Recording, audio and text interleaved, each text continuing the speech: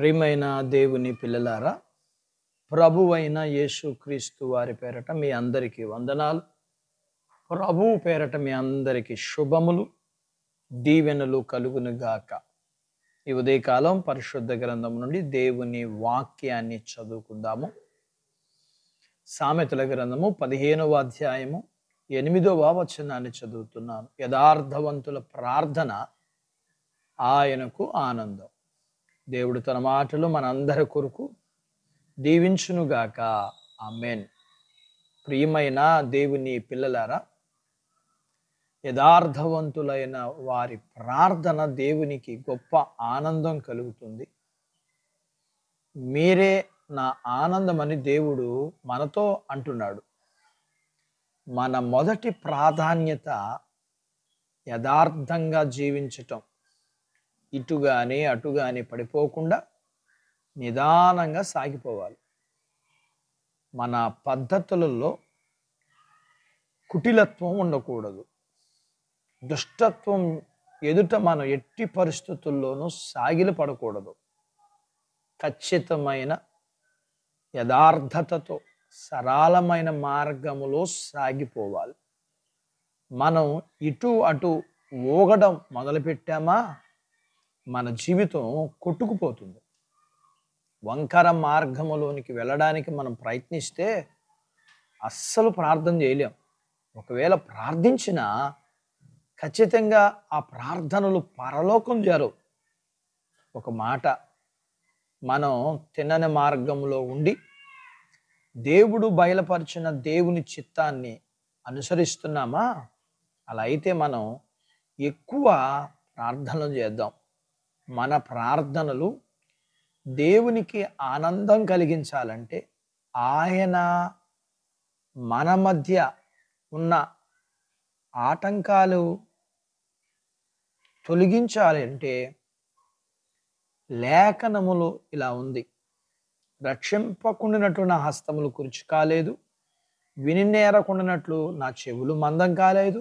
అయితే మీకు నాకు మధ్య దోషాలు అడ్డుగా వస్తున్నాయని లేఖనం సెలవిస్తుంది. ఒక్కవేళ ఏ పాపమైనా దాన్ని తీసివేసుకోవాలి. మన ప్రార్థనలో మనము ఆయన వ్యాకరణాన్ని పట్టించుకోడు, మాట్లాడటాన్ని పట్టించుకోవాడు.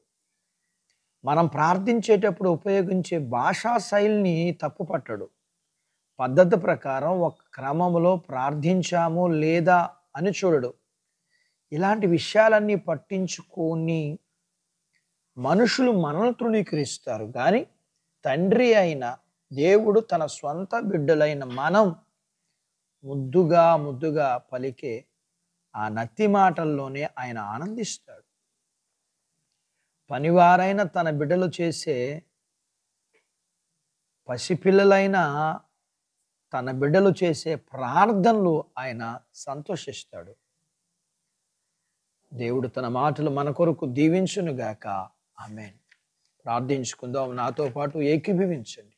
మమ్మల్ని మిక్కిలిగా ప్రేమించిన మా ప్రియ పరలోకపు తండ్రి, మీ పరిశుద్ధ నామమును బట్టి మీకు వందనాలు. ఈ ఉదయకాలం మీ పాదాల దగ్గర మీ లేఖనాన్ని, మా ప్రార్థనలు మీకు ఎలా సంతోషమో, మా ప్రార్థనలు మేము ఎలా ఉండి మేము చెయ్యాలో, మా జీవితంలో మేము యథార్థవంతులుగా ఉండి మేము చేసే ప్రార్థనలు, మా భాషా శైలి కానీ, మా తప్పులు కానీ, మా నత్తి కానీ వేటిని పట్టించుకోక మా జీవితంలో మేము ఏ రీతిగా ఉండి ప్రార్థించాలో మేము నేర్చుకుని మేము ఆ రీతిగా ఉంటూ ప్రార్థించి మేము మీకు సంతోషమును, మాకు దీవెన పొందుకోవడానికి మీరు మాకు సహాయం చేయండి. మీ పిల్లలను, నాతో పాటు ప్రార్థనలో ఏకీభవిస్తున్న ఈ పిల్లలను మీరు దీవించండి. చిన్న బిడ్డలను, యవనస్తులను, వృద్ధులను, స్త్రీ పురుషులను, వారి చదువులు, ఆరోగ్యాలు, ఉద్యోగాలు, పొలాలు, పశువులను దీవించండి.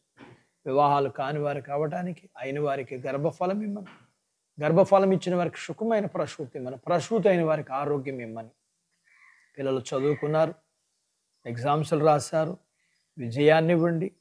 చదువుకోవడానికి సహాయం చేయండి. ఉద్యోగాలు మీరు అనుగ్రహించండి. ఉద్యోగాల్లో అభివృద్ధి, ఆశీర్వాదం ఇమ్మని. మీ పిల్లల యొక్క ప్రతి అవసరతలు మీరు తీర్చమని యేసు ప్రభు వారి పేరట స్తుతించి ప్రార్థించి అడిగినవన్నీ పొందుకుని ఉన్నాము తండ్రి. ఆమేన్. దేవుడు మిమ్మల్ని దీవించునుగాక. ఆమేన్.